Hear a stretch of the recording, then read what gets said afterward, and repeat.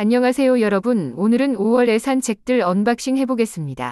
이번에는 군침 싹 도는 신간들도 나름 샀는데요. 일단 열어보겠습니다. 첫 번째는 조인트 사고입니다. 이 책을 왜 샀냐면 중고로 프리미엄 붙어서 팔릴 정도로 유명한 책이 이번에 개정판으로 출시되었다고 해서 구매해봤습니다. 그리고 유명한 재테크 유튜버 분들이 강력 추천했다고 해서 제가 팔랑 뒤다 보니 팔랑팔랑 하는데 목차를 봤거든요. 그런데 1장에서 첫 번째로 다른 사람에게 조언을 구하지 않는다란 소제목이 있는데 2장에서는 첫 번째 소제목이 이 비즈니스는 인간관계가 전부다란 말이 있는 거예요. 이 두 가지가 상반된 이야기잖아요. 그래서 호기심이 들었고 저는 4장의 목차 제목이 다 마음에 들었는데 특히 미흡해도 완벽하지 않아도 최소한만 알아도 어떤 분야에서도 이런 부분들이 저의 심금을 울려서 구매를 하게 되었습니다. 다음은 일은 배신하지 않는다라는 책입니다. 인터랙티브 디벨로퍼의 계정증보판으로 나온 책인데 제가 유튜브 보다가 디자이너분 영상 보고 책을 되게 읽고 싶었고 이 책도 조인트 사고처럼 당시에 프리미엄 붙은 중고책만 있다길래 찾아보니 프리미엄 붙은 중고책조차 없었거든요. 그래서 이번에 나왔길래 헐레벌떡 기쁜 마음으로 구매를 했고 제가 이 책을 읽어보고 싶었던 또 다른 이유 중 하나가 구글은 스카이를 모른다라는 책이 있어요. 이 책인데 이 책은 구글 엔지니어분이 쓴 책인데 내용이 진짜 좋습니다. 행복을 추구하게 해주는 동시에 공부 자극해주는 책인데 정말 추천입니다. 아무튼 구글의 엔지니어나 디자이너가 되고 싶다는 게 아니고 제가 논픽션을 읽는 이유는 꼭 이 사람처럼 돼야지 변해야지 하는 것보다는 현재 저에서 더 나아지지 않더라도 퇴보 즉 뒤처지지 않고 싶어서 읽는 편이라 구매를 했습니다. 다음은 레오 페루치의 심판의 날의 거장입니다. 제가 저자의 스웨덴 기사를 재미있게 읽고 리뷰 영상을 만든 적이 있죠. 이 책은 작가의 대표작인데 그냥 대표작도 아닌 전성기 대표작이라고 해서 읽어야겠더라고요. 그리고 출판사 제공 카드 리뷰가 있어서 봤는데 어떤 배우가 사람들에게 기묘한 이야기를 들려주는 거로 시작합니다. 내용은 어느 장교의 동생이 자살했는데 아무런 동기가 없다 보니 형인 그 장교가 동생의 죽음을 알고 싶어서 동생 행동을 똑같이 하다가 갑자기 어느 날 뛰어내렸다는 겁니다. 그래서 사람들은 그 다음에 어떻게 되었냐고 묻자 배우는 이게 그 이야기의 전부라고 하면서 자살한 이유에 대해 자신도 모른다고 이야기를 마무리하고 잠깐 자리를 비운 후 이유 없는 자살을 한다는 내용인데 이럼 읽어볼 수밖에 없죠. 제가 좋아하는 미스테리 추리 장르인데 게다가 원래 대부분 미리 보기가 있는데 이 책은 없어요. 그래서 사게 되었습니다. 또 제목도 상당히 심오하고 무거운데 제가 작가의 다른 책을 읽었다고 했잖아요. 작가 스타일이 고전문학임에도 상당히 가독성이 좋습니다. 안 살래야 안 살 수 없는 정말 기대되는 책입니다. 다음은 빠졌어 너에게라는 책입니다.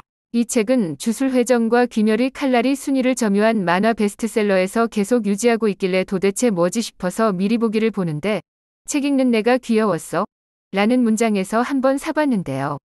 제가 은은하게 돌아버린 인물들을 좋아하기도 하고 만화 좋아합니다. 그래서 평이 좋길래 또 만화는 도서관에서 신청해도 기각되니까 한번 사봤습니다. 이제 두 번째 박스를 열겠습니다.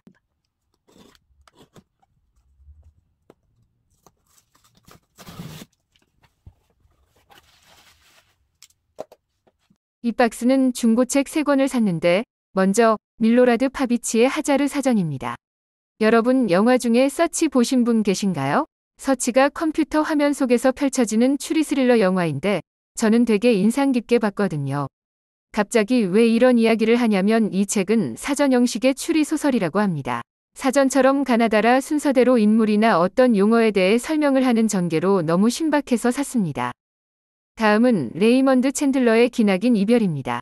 저자 본인이 가장 자부심 있는 소설이라고 해서 관심이 생겼는데 여태 읽은 열린 책들 출판사의 책 중에 판타지 SF 추리가 다 재미있게 읽은 편이라 구매했습니다. 이 책이 시리즈물 중 가장 마지막 작품이라는데 저는 초면이거든요. 그래도 히가시노 게이고의 가가 형사 시리즈처럼 순서 크게 상관없이 봐도 괜찮지 않을까 싶기도 하고 리뷰를 봤는데 작가가 이 작품을 표현하려고 전작들을 쌓아 올린 거라는 평이 있어서 기대됩니다. 마지막 책은 슈테판 츠바이크의 체스 이야기 낯선 여인의 편지입니다. 저는 슈테판 츠바이크 소설 한 권 평전 한 권 이렇게만 읽어봤는데 둘 다 너무 재미있게 봐서 이 책을 사게 되었는데요. 두 편이 대표 단편이라고 해서 기대됩니다. 책 소개의 낯선 여인의 편지는 평생 한 남자만을 사랑해온 여인의 절절한 고백을 담았다고 하고 체스 이야기는 냉혹한 체스 챔피언과 체스 강박에 사로잡혔던 미지의 남자가 벌이는 체스 대결이라고 해서 체스룰도 얼추 아니까 볼만 나겠다 싶어 망설이지 않고 구매했습니다. 이제 마지막 박스는 제가 예전부터 읽고 싶었던 책들이겠네요.